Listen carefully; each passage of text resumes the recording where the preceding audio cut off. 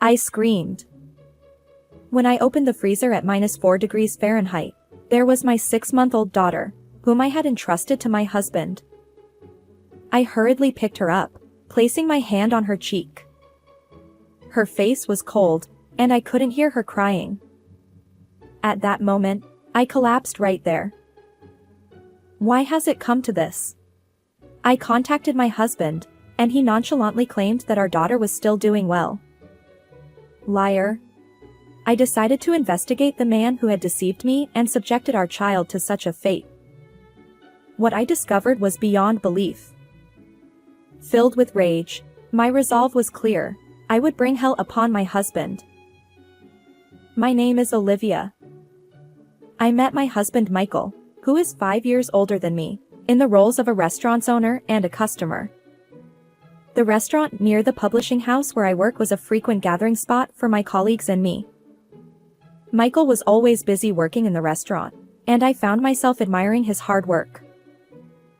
Fate brought us together, and our relationship blossomed. We got married when I was 34, starting our new life together in the upstairs residence of the restaurant. Shortly after moving in, I discovered I was pregnant. Michael's joyful reaction was priceless. Is it true? Olivia, you did it! I'm finally going to be a dad. Throughout the pregnancy, we eagerly awaited the day we would meet our child, sharing ultrasound photos from each checkup. After working almost until the last moment, I gave birth to our daughter, Mia. Despite the challenges of first-time parenting, our life together, with a loving husband and an adorable child, was pure happiness. Since our child was born, Michael has become busier with work, and I've taken care of most of the household chores and childcare during my maternity leave. While I understood that it couldn't be helped, I worried about his well-being. "Aren't you getting enough sleep?" I asked. His response: Well, I'm managing somehow. Our home was on the first floor of the restaurant, so at least he didn't have a commute. However, during this time, there were plans for a new shop, and he would leave every day for meetings, returning late at night. Additionally, he visited other restaurants with employees to develop new menu items after closing his own shop. Mornings were a rush, as he'd sleep until the last minute before preparations began. Unfortunately, this busy schedule left him with very little time for Mia. "Hey, would you accompany me tomorrow on your day off to buy some children's clothes?" No way. I'm tired. Can't you let me sleep on the day the shop is closed? My husband's fatigue from work seems to have affected his mood. When our daughter wakes up in the middle of the night and fusses, he yells, Enough. Make her stop crying. Not only that, but in his frustration, he throws nearby objects at us. I tried to reason with him, saying, "Mia is still a baby, it can't be helped." But he wouldn't listen. Finally, he snapped. Enough already. I'm going to sleep at the shop. With those words, he stormed out of the house. I keep telling myself that once things settle down with the new shop, maybe Michael's feelings will change. However, as our daughter reaches 3 months old, nothing seems to have improved. At that time, I received a message from my best friend. She was getting married at a resort location within the United States in 3 months, and she wanted me to attend.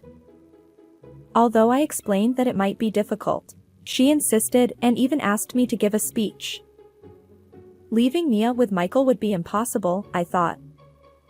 My parents lived far away, and it would be a hassle for them to come. Meanwhile, Michael's elderly parents lived nearby, but I hesitated to ask them to take care of our baby. I'd love to see the bride and celebrate, but I sighed as I looked at the invitation. Just then, my husband approached, glancing at what was in my hands. A friend's wedding? He asked. Yeah. I replied. It's in 3 months, but with Mia, I'm considering declining. He said, returning his gaze to his phone. However, a few minutes later, my husband approached me again. Go ahead and attend. I was taken aback. What do you mean? I asked. He replied. The wedding. Since I'll take a break from the shop and take care of Mia, you should go. His unexpected suggestion left me speechless, and I couldn't respond immediately. Are you sure? Even though it's a resort location within the US, it's quite far, and if something happens, I won't be able to return quickly because of the flight. I expressed my concerns. But he reassured me. It's okay. Take a break once in a while. Thank you. I had honest concerns about my husband, who hadn't been involved in taking care of our daughter much since she was born, being able to handle it alone for several days. However, I didn't want to dampen his enthusiasm, so I swallowed my words and asked him to do it. Over the next 3 months, I carefully taught Michael how to take care of Mia, considering his schedule. And on the day I departed for my friend's wedding, take care. Yeah. Leave it to me. Have a great time. I entrusted our daughter to him and left home as planned. However, upon arriving at the airport, an announcement informed me that the flight was cancelled due to sudden bad weather. I contacted my friend to apologize for the last-minute cancellation. As I tried to call Michael to explain, there was no answer. Is he struggling with taking care of Mia? I wondered. Imagining that scene made me feel somewhat amused. I decided not to bother sending an email, assuming he wouldn't have time to read it, and returned home. When I arrived home, drenched in the sideways rain, neither my husband nor our daughter was in the living room or bedroom. Yet, considering the stormy weather, it seemed unlikely they had gone out. Since it was the shop's scheduled day off, I ventured downstairs just to be sure.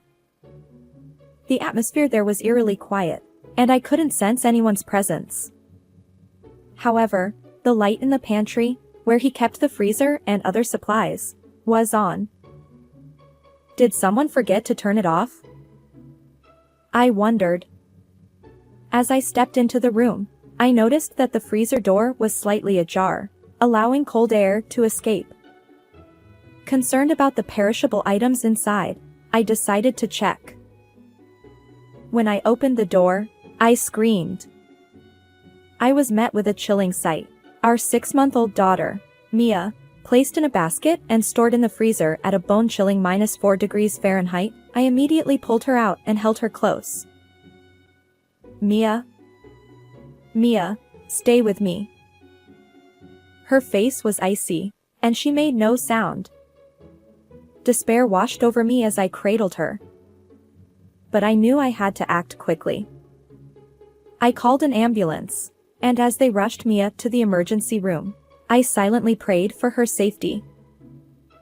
Why did this happen? Where on earth is Michael? I called my husband repeatedly, but each time, it went straight to voicemail without connecting. Frustrated, I decided to test the waters by sending him an email, intentionally asking about our daughter's well-being.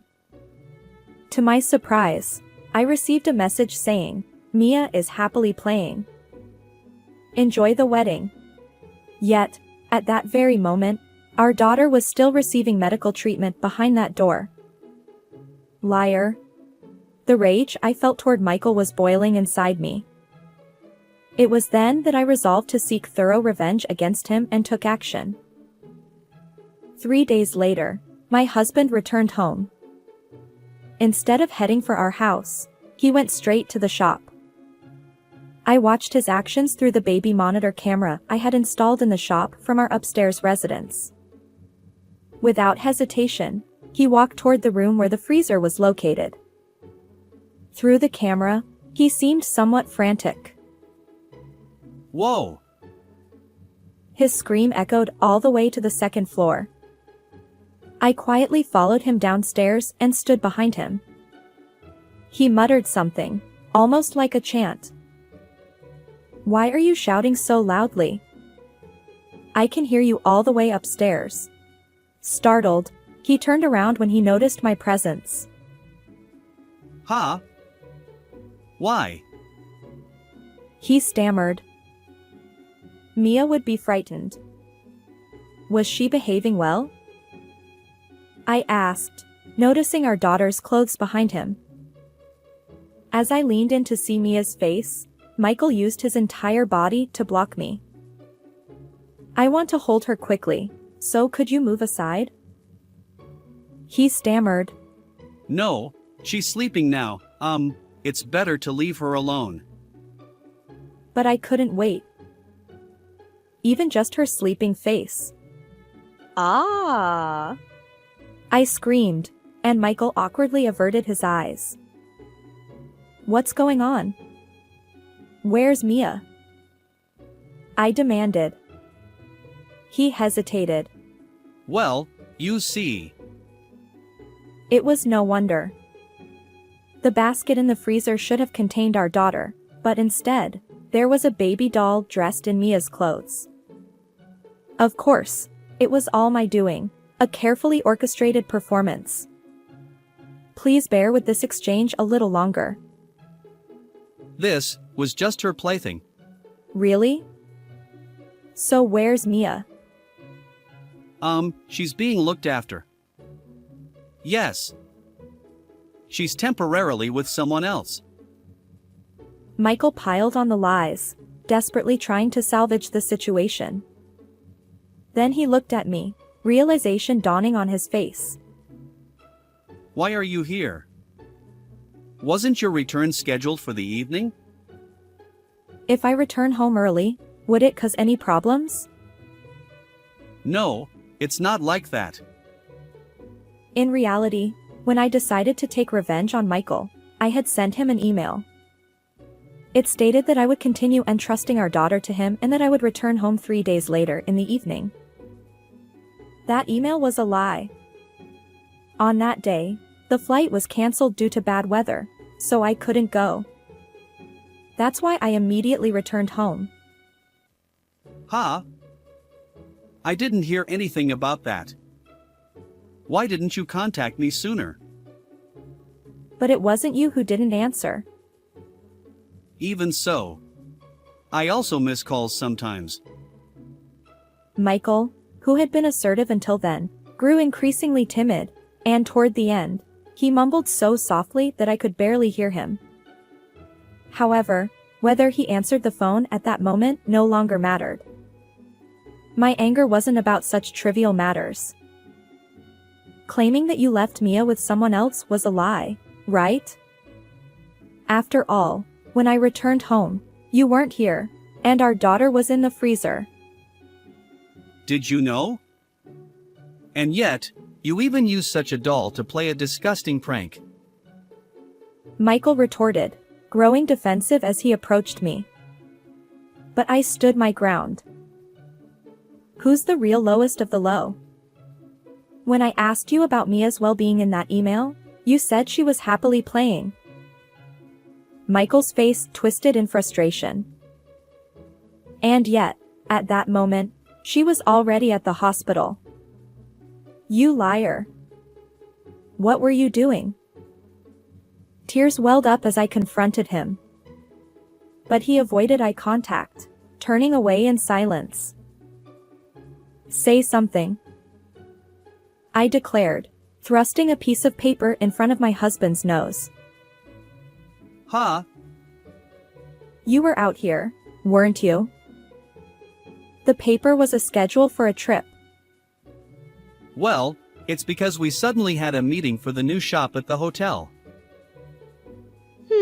But the reservation was made 3 months ago, right after I decided to attend my friend's wedding.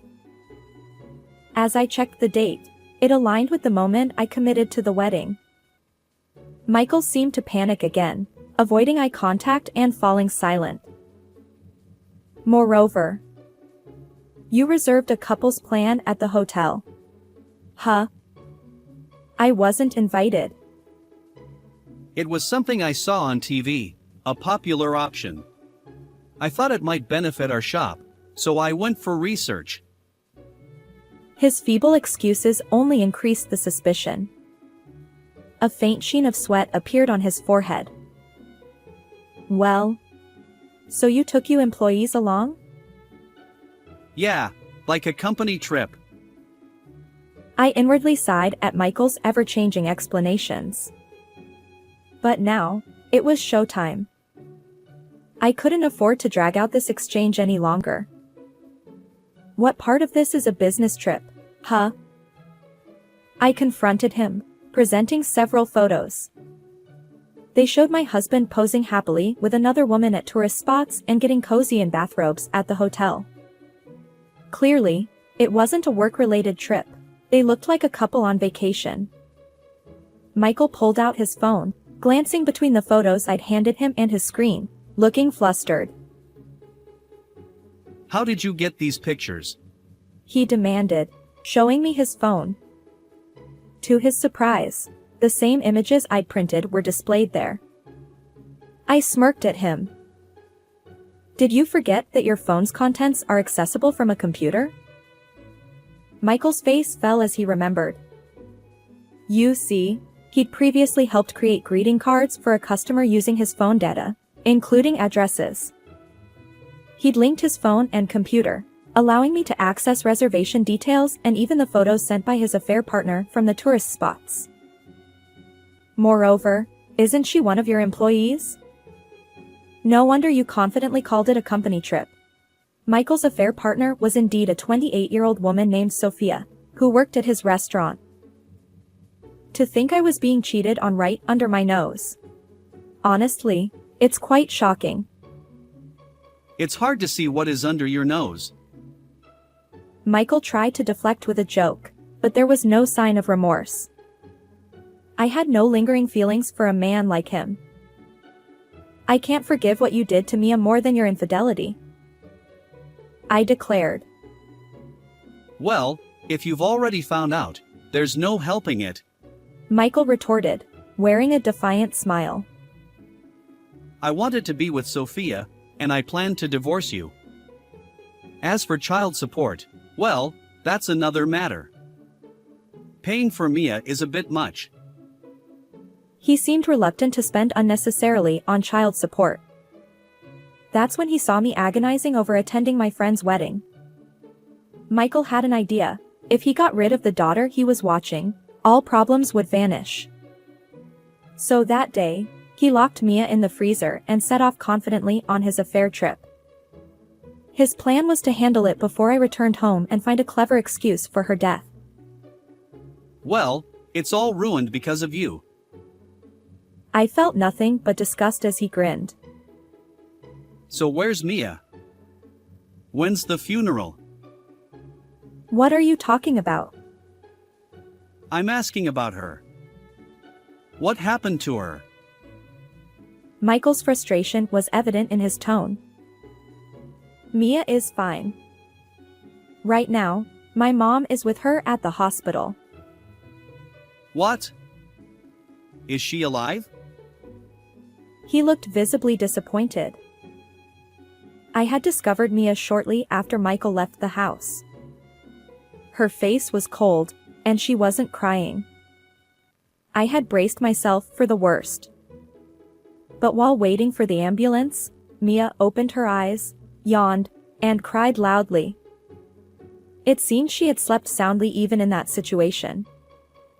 The hospital conducted thorough tests, but there were no abnormalities. Considering her young age, just 6 months, they decided on a slightly longer hospital stay. The freezer had been slightly ajar, and I found her soon after Michael's departure. Mia's survival was a combination of luck, her age, the short time she was inside, and the fortunate circumstances. While I can say this now that she's safe, I'm still amazed by Mia's resilience. How she could sleep soundly anywhere, undisturbed. I'll report this incident to the police. I declared. Huh? Why? She's safe now, so what's the problem? Upon hearing the word police, his eyes widened, and he looked flustered. That's not the issue. What you did could have cost our child's life if things had gone wrong. Damn it. Why didn't the plane fly? If you had attended the wedding, my plan would have been foolproof. He defiantly paced around me, spitting as he spoke. It seemed he lacked any awareness of his wrongdoing. To make him acknowledge his guilt, I planned to involve the police and seek severe consequences. But first, I had another way to teach him a lesson. Regarding this matter, I'll have it written up in the magazine. The reputation of this shop will take a nosedive. Wait a minute. That's unfair. It's an abuse of authority. Michael stopped in his tracks and grabbed my shoulder. But I shook off his hand with all my strength. I'm just doing my job. You may have forgotten, but I used to work for a publishing company, responsible for the magazine section. Before we got married, I frequented my husband's restaurant, which was delicious but not yet popular. So, I wrote an article introducing it in the E-Reporter's Hidden Gem Restaurants section, and it quickly became a thriving establishment. Well, that's how I ended up being appreciated and eventually dating and marrying Michael. My husband knows the impact of being featured in a magazine, so he's quite anxious. I've come this far, and I even have plans for a new branch. If there's a review like that, our sales will plummet, and I'll lose all credibility. It's not something I know about. But if that happens, our livelihood will suffer. You and Mia will be equally affected, won't you? He desperately tried to persuade me, going back and forth. Wait, you were planning to divorce me because you wanted to be with your affair partner, right? Well, then it doesn't matter what happens to us. That's the situation, so the paperwork is already prepared. Sign it here quickly. I'll be claiming alimony and child support too. I fluttered the divorce papers in front of my husband.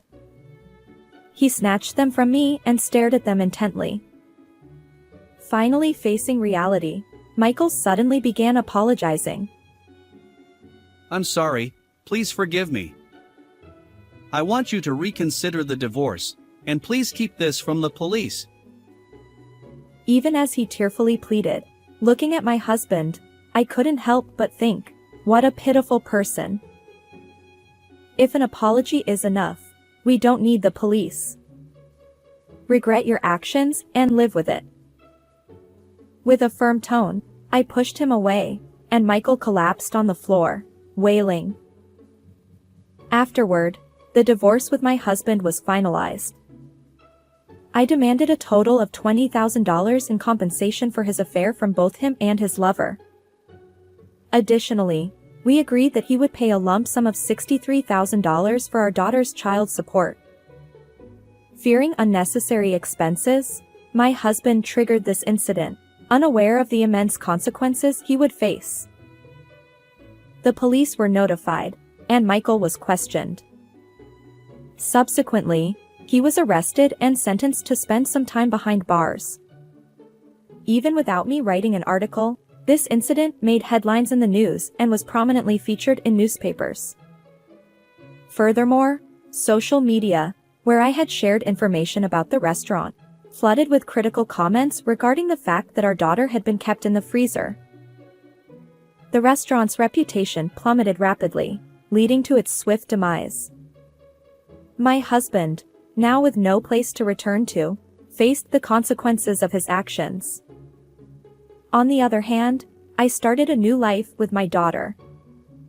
Since Michael had never been involved in parenting, his absence had no impact. Mia is growing up happily, and I'm determined to keep striving for her smile. How did you find this story? Don't forget to subscribe to the channel. Until next time in our next video.